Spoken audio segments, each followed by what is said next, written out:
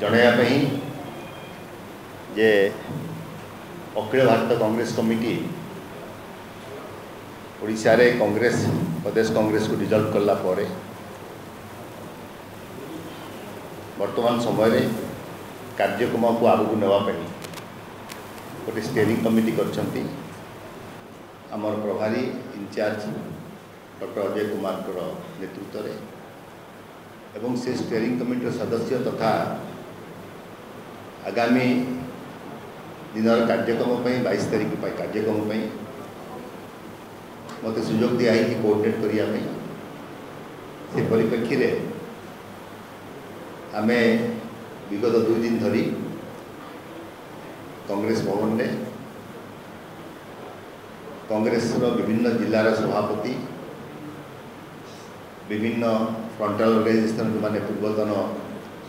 कार्यकर्ता कर्मकर्ता थिले steering committee सदस्य तथा नवनिर्वाचित छात्र कांग्रेस सभापति समस्त को नहीं किपरि भाव में राहुल गांधी को आम सुबर्ण नेता राहुल गांधी का आह्वान क्रमे ईडी सेबीपति सेबीर अध्यक्ष प्रति जो भाव में अहेतुक अनुकंपा प्रदर्शन कर लक्ष लक्ष इन्वेस्टमेंट उपरे क्वेश्चन मार्क सृष्टि होती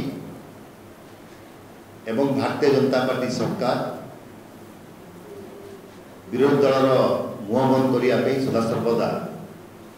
किपरि ईडी सीबीआई को व्यवहार करुछि या विरुद्ध रे सारा भारत वर्ष रे आगामी 22 तारीख दिन समस्त ईडी ऑफिस सम्मुख रे प्रोटेस्ट विक्षोभ प्रदर्शन करने आह्वान आसी विभिन्न स्तर में आमर कांग्रेस कार्यकर्ता प्रस्तुति बैठक चली एवं आम समस्त आशा करूँ जे ओडिशा रे जो शासन चलती भारतीय जनता पार्टी एवं सरकार जेपरी चलिया कथा ता वर्तमान जाए आरंभ कर पारना एवं विगत 24 वर्ष जो सरकार थिला से भूमिका किपरि निर्वाह करेंगे से निष्पत्ति नहीं पारि ना ए समय रे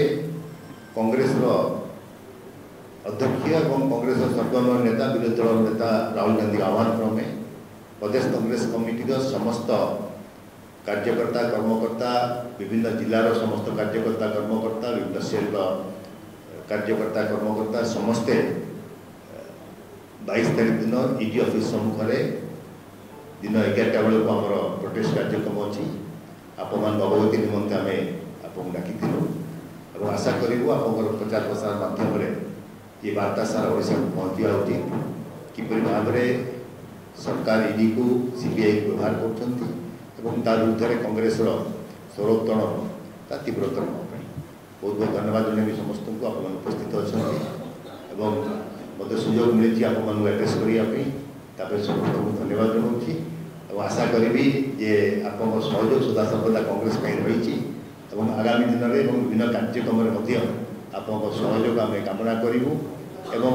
एक मुख्य विरोधी दल हिसाब से आम कर्तव्य अच्छी ओडिशा जनसाधारण निश्चित रूप निर्वाह कर बहुत बहुत धन्यवाद।